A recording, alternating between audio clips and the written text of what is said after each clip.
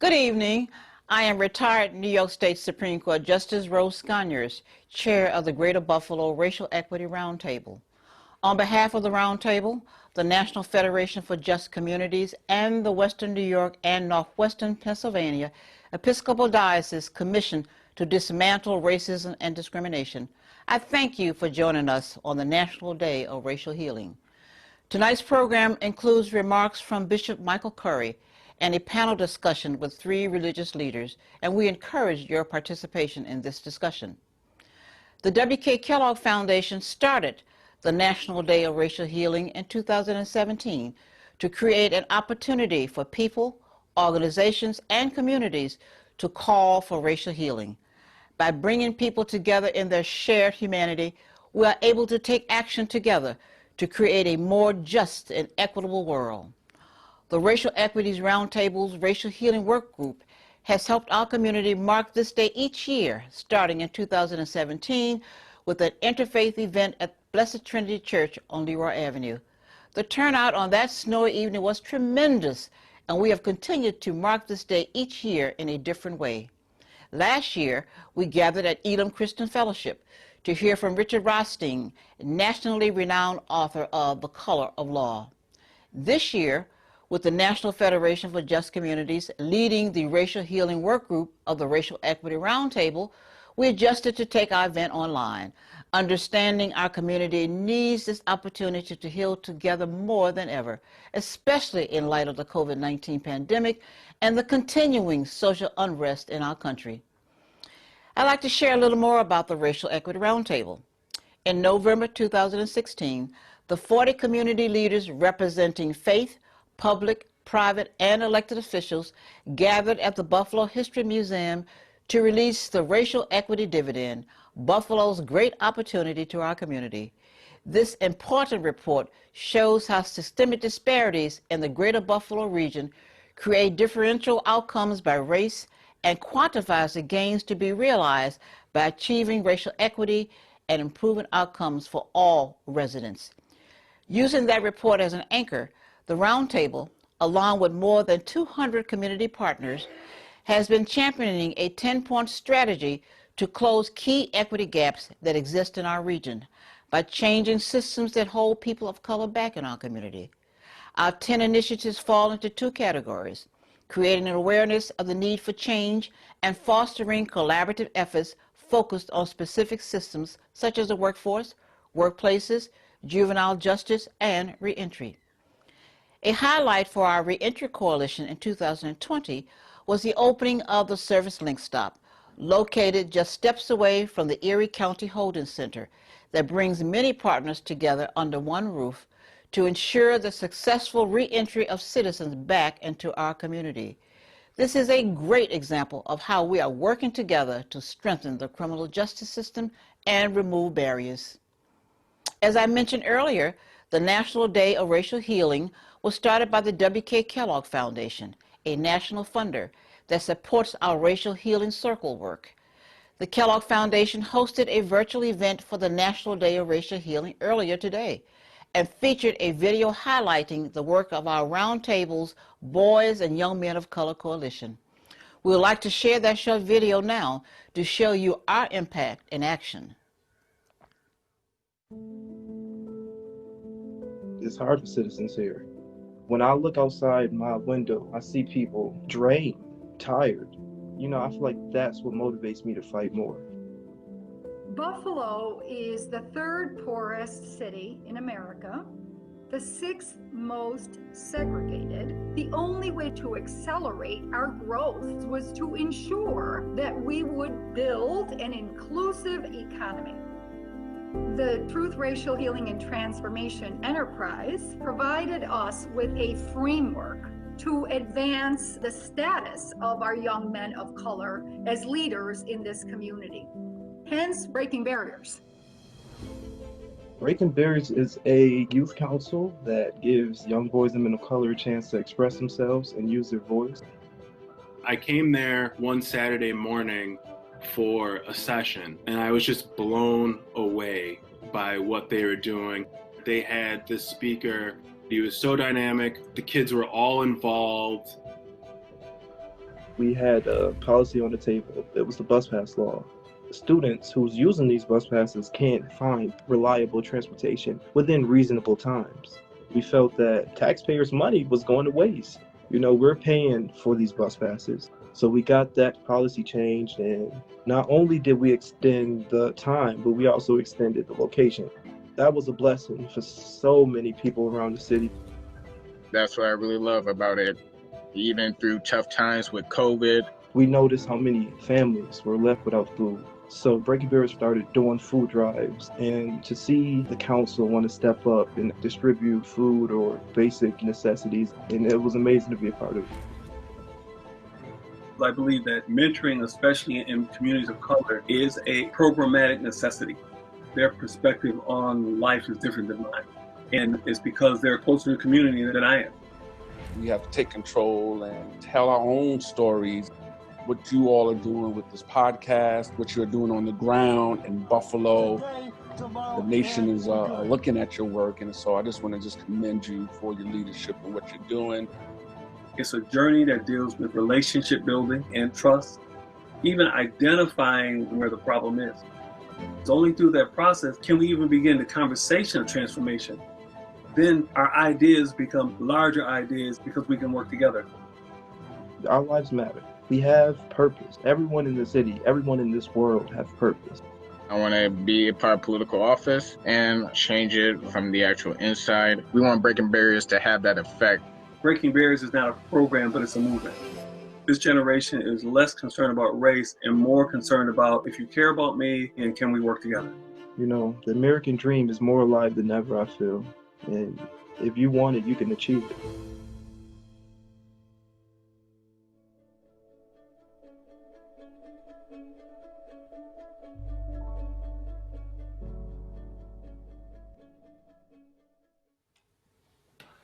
It is pretty amazing how these young men have not let the challenges of 2020 stop the progress they are making together through Breaking Barriers. Finally, many of you are aware of our racial healing circles and have participated in them. This is another key initiative of the Roundtable that is led by the National Federation for Just Communities under the leadership of Rene Petties-Jones. Rene will be joining us in a few minutes to moderate a panel discussion and share a little bit more about the healing circles and how you can get involved. But first, we want to share some meaningful remarks from the Most Reverend Michael Bruce Curry, who is the presiding bishop and primate of the Episcopal Church. He is the chief pastor and serves as president and chief executive officer and as chair of the executive council of the Episcopal Church. He attended public schools in Buffalo, New York, and at a young age, he learned about social activism through his father's leadership and his own dedication to righting a broken world. Allow me to offer some reflections in this context of our moment in American history, and on this weekend when we observe the birth and remember the teachings of the Reverend Dr. Martin Luther King Jr., to offer two quotes for reflection, one well known, the other less so. Dr. King said, "Darkness cannot cast out darkness. Only light can do that. And hatred cannot cast out hatred. Only love can do that." He also said on other occasions, "We must discover the power of love, the redemptive power of love. And when we discover that, we shall make of this old world a new world. Love is the way. Love is the way forward. It is the only way forward. Love, unselfish, sacrificial, not superficial or sentimental. Unselfish and sacrificial love that seeks the good and the welfare and the well-being of others as well as the self. That kind of love is the way. It may be the only way. Because that kind of love can help and heal when nothing else can. It can lift up and liberate when nothing else will. Love is the way. And this is not, I would hasten to say, the province of any one religious tradition or any one philosophical outlook. Authentic love, if you will, that is unselfish, sacrificial, that seeks the good and the welfare of others. This is not the precinct of anybody. This is a universal truth. Love is ecumenical. Love is interfaith. Love is not just bipartisan, it is multipartisan. Love is pluralistic. Love is inclusive because we are not the source of love. We are participants in it. The source of love is God, the God who made all of us and all things. 1 John chapter 4 says it this way in the New Testament, "Beloved, let us love one another because love is of God, and those who love are born of God and know God because God is love." Love is the only way.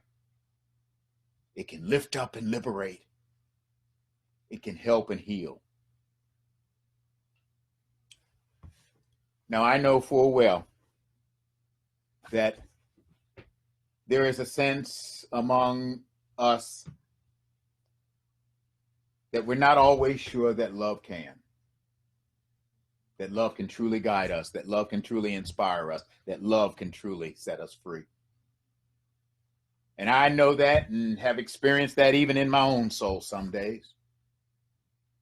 But the truth of the matter is love is the only way and is the power that can help and heal us because the alternatives are unthinkable.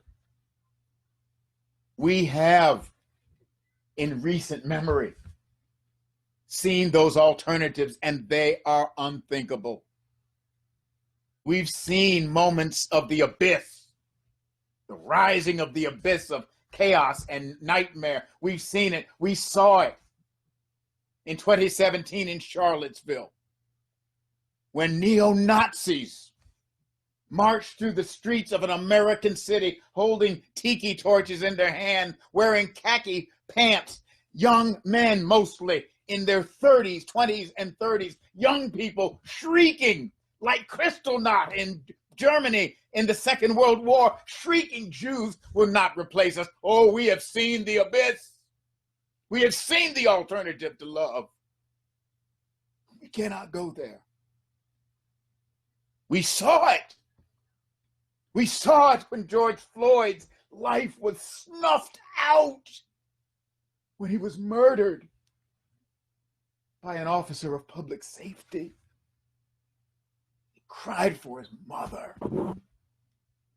We cannot go there. The alternative is unthinkable. And we saw it just this past week. We saw it on January the 6th, in the capital of the United States, the place where the House of Representatives and the Senate of this country, temple of democracy, symbol of our democracy, was violated by an attempted insurrection in the United States of America. My brothers and sisters, we have seen the nightmare of the abyss. We have seen what it looks like. We must not, we cannot, we will not go there. Love is the way. It is the only way to save us all. Dr. King, between 1965 and the eventual year of his death, often said over and over again, we shall either learn to live together as brothers and sisters, or we will perish together as fools. The choice is ours, he said, chaos or community. I believe we must choose and labor for community. You who have come to this virtual breakfast believe that we must choose chaos, community instead of chaos. We must choose community, as Dr. King called it, beloved community, where there is, as the old slaves used to sing, plenty good room for all of God's children. And love is the only way that can guide us to a true justice that is not mere revenge, that can lead us in the pathways of peace and justice and goodwill and liberty for all. We must choose community. And the truth is, we must choose community and labor for it. The more I think about it, the more I'm convinced that that choice may not be as difficult as we think. We may already have some guidance on how to move in that direction. We have some values that we actually share in common. And if we build on them, we may find that we are beginning to build toward that kind of beloved community. Now, for example, there is much diversity of opinion on a variety of public issues and on a variety of things. We have religious differences, we have political differences, we have ideological differences, we have personality differences, and all of these are part of the variety and diversity and the wondrous tapestry that makes American democracy. In fact, the Bill of Rights protects diversity of religious opinion and expression, and protects the right for differences of opinions and actual expressions and freedom of the press. But there are some shared values in all that diversity. Some of them are simple and ordinary and commonsensical. Some years ago, I remember the publication of a book by Robert Fulghum that was entitled, some of you may have read it, All I Needed to Know, I Learned in Kindergarten. And in that book, he talked about the things he learned when he was a child in kindergarten. And here are the 9 that he listed. Share everything. Play fair. Don't hit people. Clean up your own mess. Don't take things that aren't yours. Say you're sorry when you hurt somebody. Wash your hands before you eat. Flush. And when you go out into the world, watch out for traffic, hold hands, and stick together. The old slaves used to say, walk together, children, and don't you get weary, because there's a great camp meeting in the promised land. Those simple values, principles, not complex, not high and lofty and lifted up, just those simple values of human decency and kindness and social living, that they become a basis, if you will, a small but significant step in the direction of moving beyond the chaos of unenlightened self-interest to the beloved community where we make plenty good room for all God's children. We saw a little bit of that this not long ago. I grew up in Buffalo, New York, and now live in Raleigh, North Carolina, where my mother's people come from. And having grown up in Buffalo, I am a lifelong Buffalo Bills fan since they were founded in the old AFL. And so we had a long-standing rivalry with the old Boston Patriots and then by extension to the New England Patriots. But Bill Belichick, I must say a word in his defense or honor, on his honor.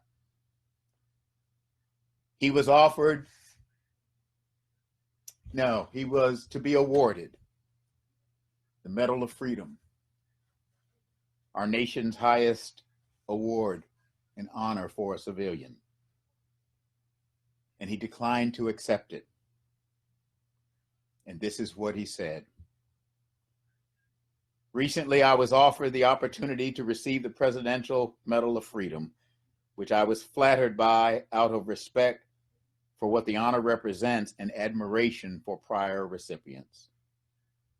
But subsequently, the tragic events of January the 6th occurred, and I made the decision not to move forward. I am an American citizen. I hold great reverence for our nation's values, freedom, and democracy. And I could not accept the award.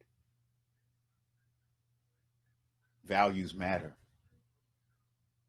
We in this country hold some shared values, basic human values of decency, but we have some shared values that make it possible to live in human community, makes e pluribus unum, from many diverse people, one nation, makes it possible.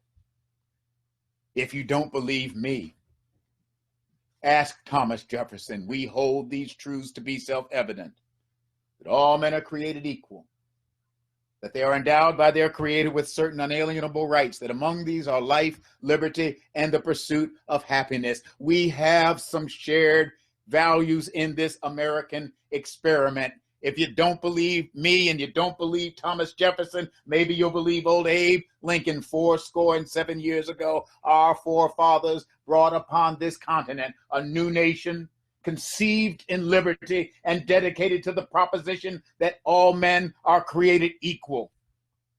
And if you still don't believe Jefferson or Lincoln, maybe you'll believe what we were all taught in elementary school when we stood up and faced the flag and put our hand over our hearts. I pledge allegiance to the flag of the United States of America and to the republic for which it stands. Listen to this: one nation under God, indivisible, with liberty and justice for all. This nation has not always lived up to it, to be sure. Let there be no question. But the fact that we have not always lived up to it does not invalidate the values themselves. It is those values, those ideals, those moral principles that we can stand on. And e pluribus unum, from many diverse people, one people becomes possible, where the chaos is banished. Something resembling the beloved community that God intends for all humanity becomes a possibility.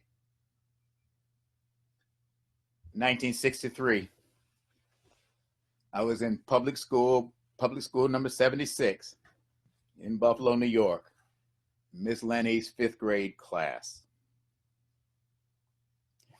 We were recently had been transferred from what was a predominantly Black school, and we were reassigned to another school that was predominantly Italian. It was part of some kind of desegregation effort. Anyway, this was 1963. It was the year of the struggle in Birmingham, Alabama. It was the year of the March on Washington. It was the year that President Kennedy was assassinated in November of that year. This particular day in Ms. Lenny's 5th grade class, we were studying in social studies, I believe, about the Great Seal of the United States of America. You may remember that on the Great Seal, there's the image of the eagle with, in his Italians, holding olive branches on this side and one side and arrows on the other. And above the eagle, in Latin, the words e pluribus unum, the official motto of the United States of America, defining the goal of the American experiment, e pluribus unum. And we had a little thing, we got to color in the eagle and, color it in. And then we learned about the words e pluribus unum and learned that the words e pluribus unum are Latin and that they mean from many, one. From many diverse peoples, one people, one nation. That's the motto of this country. But I don't remember learning in the 5th grade where that came from. I knew that the founding fathers decided that, but I didn't know where the actual words e pluribus unum came from, except that they were Latin. And this past September, I started doing a little research and digging. And I discovered that the words e pluribus unum, that the concept goes back to Cicero of the Roman Republic. And this is what Cicero said and where that motto comes from. When each person loves the other as much as he loves himself, then one from many, e pluribus unum, becomes possible. When each person loves the other as much as self, e pluribus unum, one from many. America, these United States, democracy, community, beloved community, becomes possible. Love is the way, the only way that can help and heal when nothing else can, and that can lift up and liberate when nothing else will. Dr. King was right. We must discover the power of love, the redemptive power of love, for then we will be able to make of this old world a new world. Love is indeed the way. God love you. God bless you. May God hold us all in those almighty hands of love.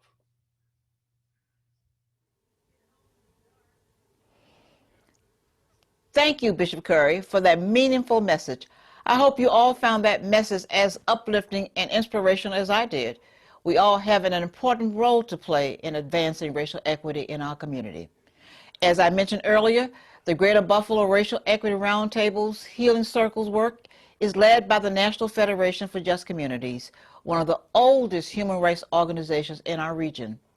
I would like to welcome the organization's newly named president, Rene Petties-Jones, to talk a little bit more about the racial healing circles and then facilitate a discussion with some faith leaders in our community. Welcome, Rene. Good evening, everyone. And thank you for joining us. And thank you so much, Judge Sconiers, for the wonderful introduction. Just want to give you a little bit of a background about the racial healing circles and how you might become involved. The racial healing circles are an opportunity for many of us to come together and have a conversation, that we have a norm, that we just share our thoughts, our honest feelings in a safe space, in what we call now a brave space. The racial healing circles are available to groups, organizations, businesses, and many other options for you to participate.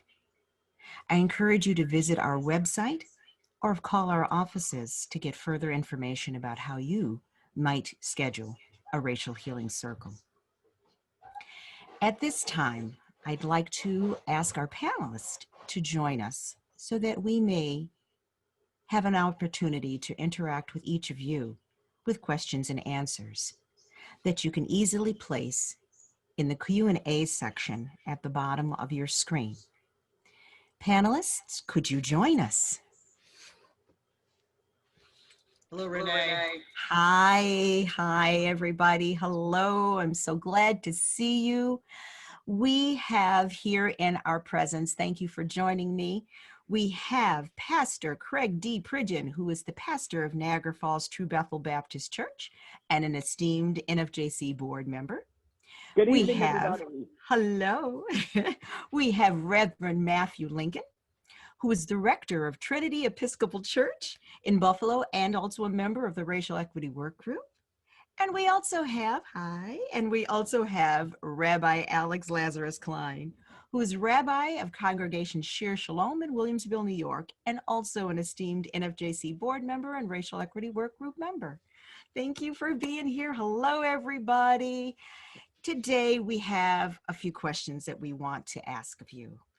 The first question that I would love to hear your opinion on is what gives you hope for continued racial healing in our community in 2021? And we'll just start with Rabbi, who I see here. Thanks, Rene, and thanks for this wonderful program and for the wonderful organization, the NFJC. This is a hard question because obviously this is not, we require a lot of healing right now. This is hundreds and hundreds of years of abuse and torture and terror. And we still haven't reached the end. We still haven't found our way for healing. I'll tell you what gives me hope is that in May, towards the beginning of the pandemic, after that horrific murder of George Floyd, we gathered together at Martin Luther King Park in Buffalo by the Science Museum. And that was actually the first time I had been out with any person outside of Wegmans in the beginning of the pandemic. And I remember being super scared just to be around any people. I didn't know what to do. And I stood there and I didn't know how to feel. I had my mask draped over my face. I saw the people gathered there. We had hundreds of people that were gathered in the square. And I felt myself tightening up, unsure of how to really respond to this moment. There's this wonderful older African-American Pentecostal minister that was also part of the program, and I was on the dais. And he's looking out there and he just had this sense of joy. And I asked him, this must be hard. You lived through the civil rights era. You lived through all these horrors. How does it feel to have to come back again to the same places, that we're still at the same places we were 50 years ago? And he said, Rabbi, I'm looking out and I see people of all different races and colors and creeds, and I couldn't be more optimistic. I see the colors of the rainbow out there. Listening to him, I realized that while I was looking out and just feeling depressed, he was seeing optimism. My entire life, I've known there's a huge problem in our society. I grew up in West Philadelphia. My best friend growing up was a product of Thomas Jefferson and Sally Hemings. Part of the entire journey of slavery. I saw the people around me, largely African-American neighborhood, and people didn't feel like they had opportunities. And I wondered, well, why should I have an opportunity and my neighbors not? What was separating? Why was this world so broken? And I've been asking that question my entire life. And only in the last year or two, as this has become more part of the national conversation, I feel like that conversation is now all of our conversations. That's what gives me hope. We're now talking about it. Now let's go do the hard work of making it better. Hard work it is, and boy, I remember that moment that you describe, and I'm getting chills just thinking about it as you describe looking out into the sea of people, of very diverse people. And Pastor Pridgen, what are your thoughts on that? What gives you hope at this time? So, and I'll be brief, what gives me hope is the innocence of my children.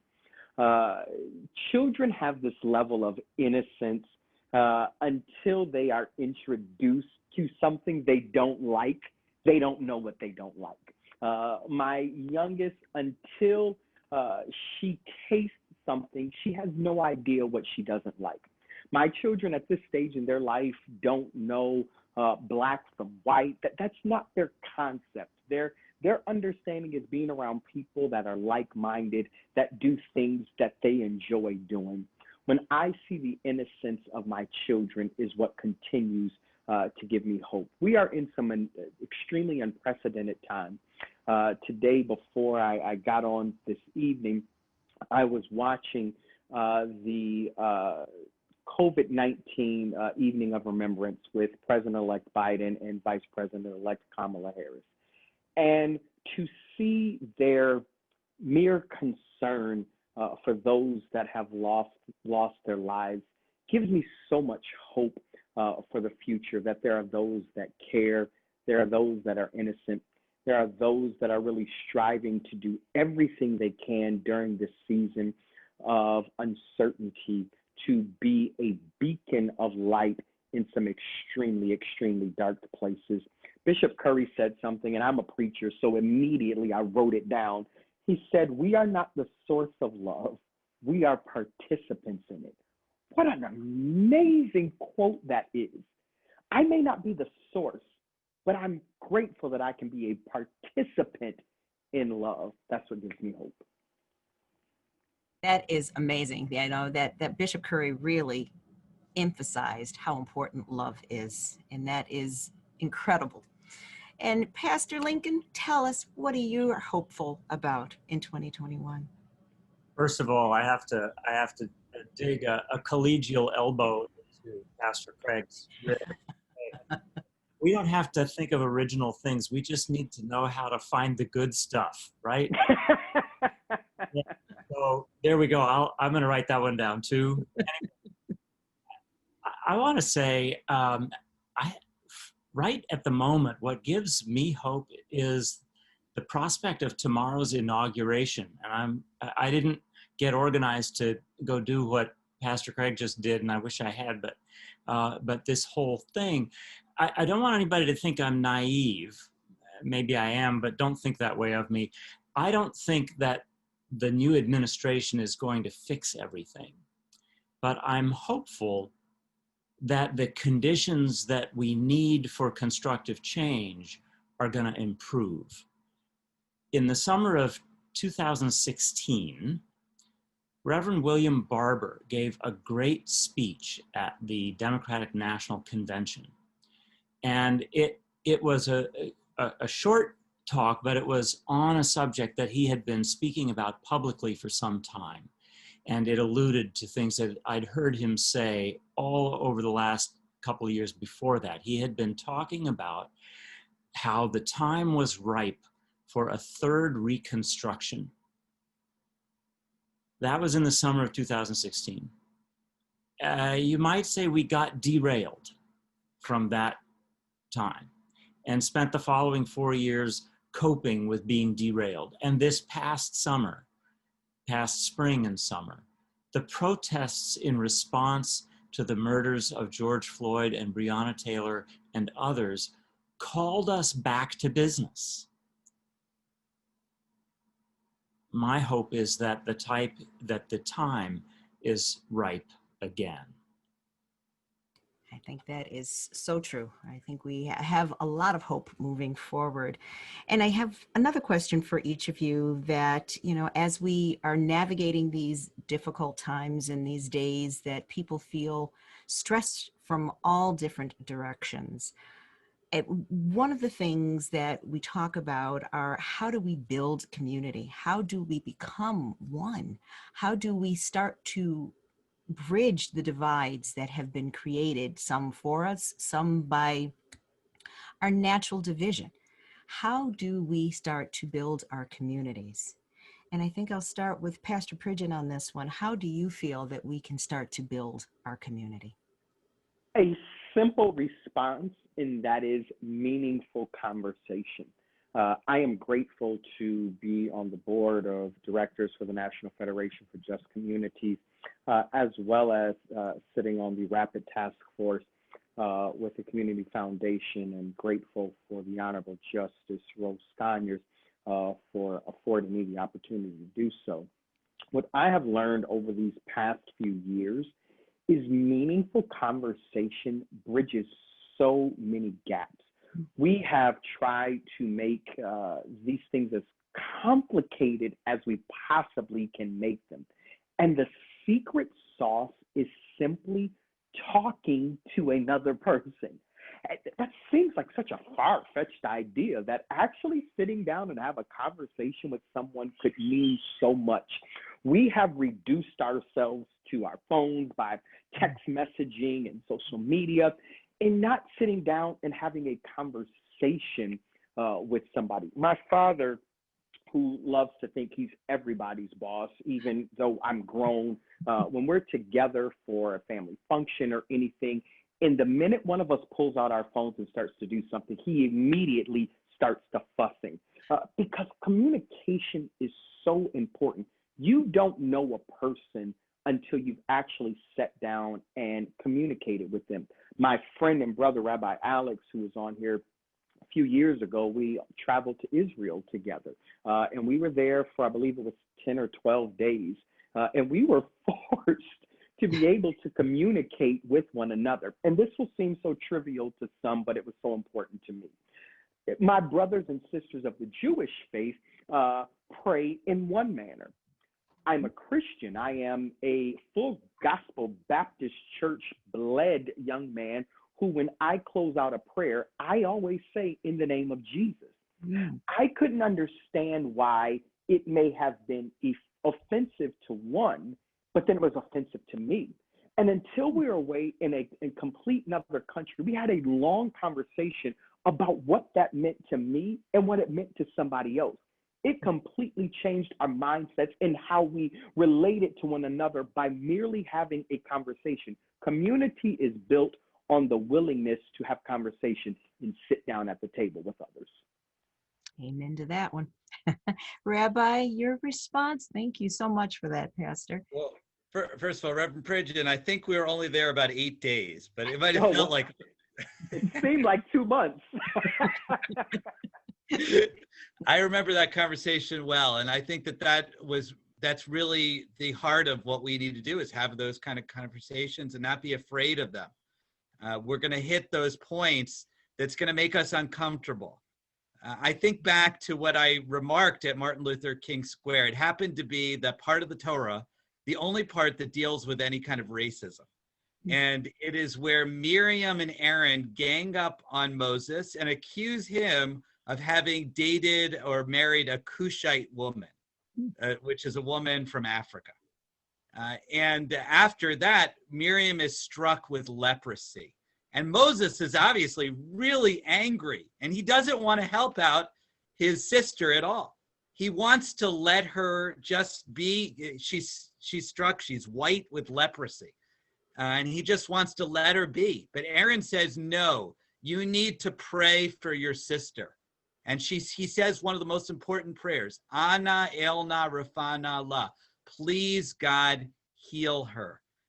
I didn't know at the time, I didn't realize, but when I said those words in May last year, that is my daughter's bat mitzvah portion this year. She's going to be reading that exact words in the Torah when she becomes a 13-year-old and a part of our religious tradition.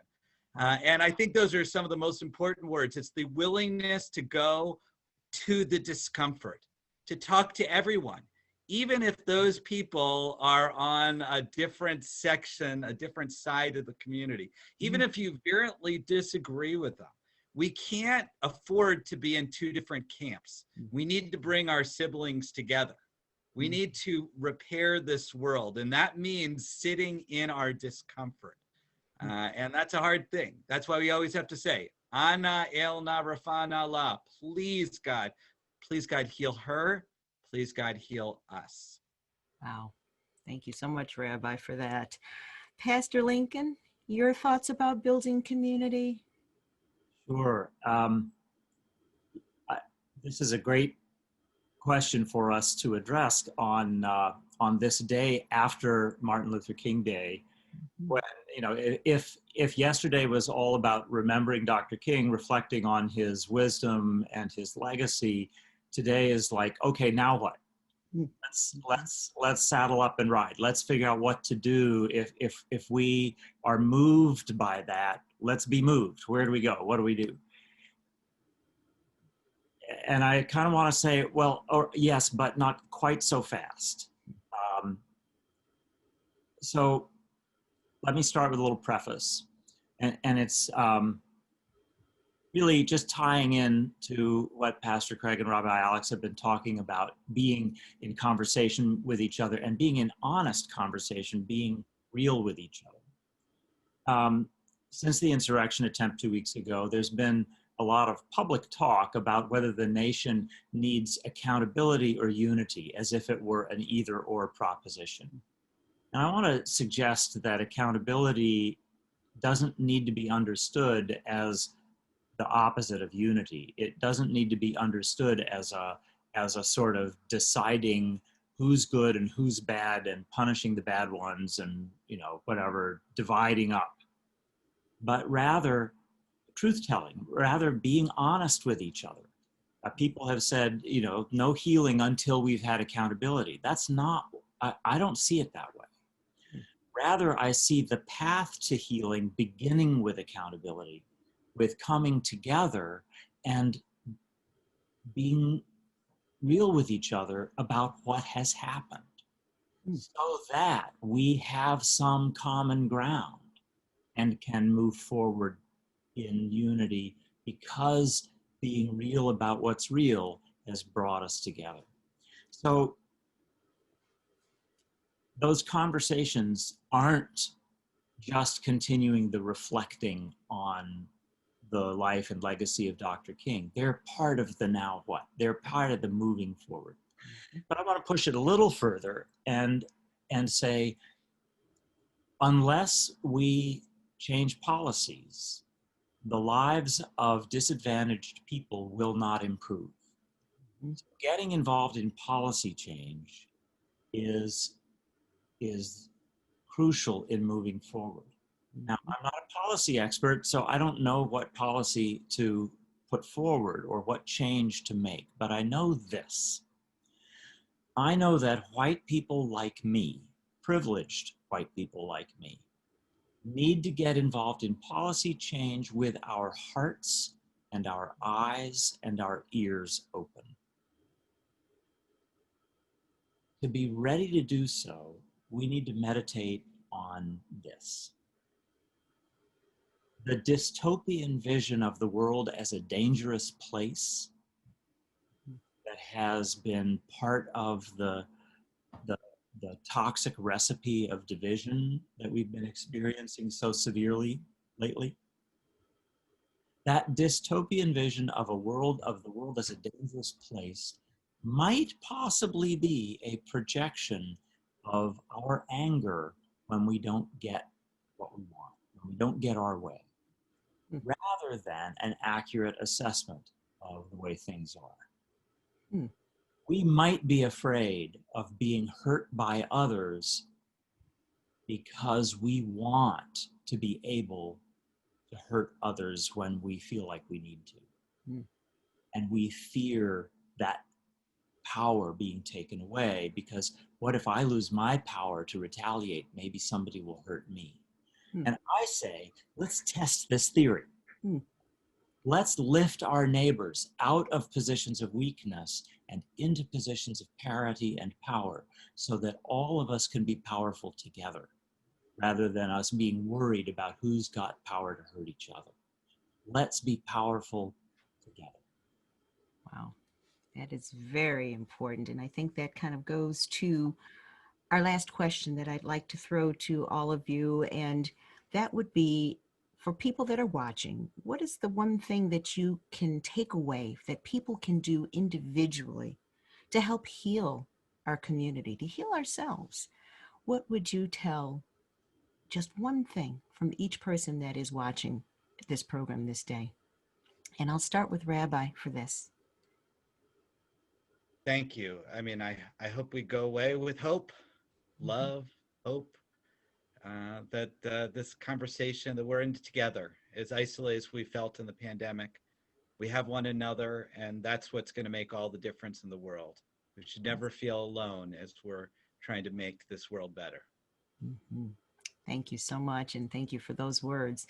And Pastor Lincoln, your thoughts? What is the takeaway that you think that we can do to heal our community? Don't fool yourself into thinking that you've got your stuff together. And remember that your neighbor is struggling with things too. And just remember, we really are each other's best friends, even when we're on the opposite sides of issues. We are each other's greatest treasure and resource. Yes, we do need each other. We need community. Pastor Pridgen, your thoughts? Well, it's as cliche-ish as this may sound, and to piggyback off the amazing Bishop Curry, Dionne Warwick said it best. What the world needs now is love, sweet love. It's the only thing that there's just too little of. Dr. King said it best. You can either choose to love or you can choose to hate. I choose to love. I'm just crazy enough to believe that as disfragmented as the country is right now, I'm crazy enough to believe as divided as we may seem, we do have the ability to be drawn by love, common goals, common thought processes, and begin to pull this country back together one day at a time. If I can share anything with those that are watching tonight, and there's over hundreds of viewers watching today, choose love. Choose love. God bless you. Amen. Thank you so much, panelists, for your insights, your thoughts, for being here, for sharing with all of us tonight. We appreciate your presence. Certainly, we look forward to your leadership in the days and the weeks and the months ahead. We know that it's going to be something that we will rely on each other, and that's what it will take to build community. At this time, I'd like to encourage those that are watching, if you'd like to get further information, you can learn more about what the programs and the initiatives of are the NFJC, of course, at racialhealingbuffalo.com. There's many resources and calls to action for this National Day of Racial Healing that we would encourage each one of you to participate in.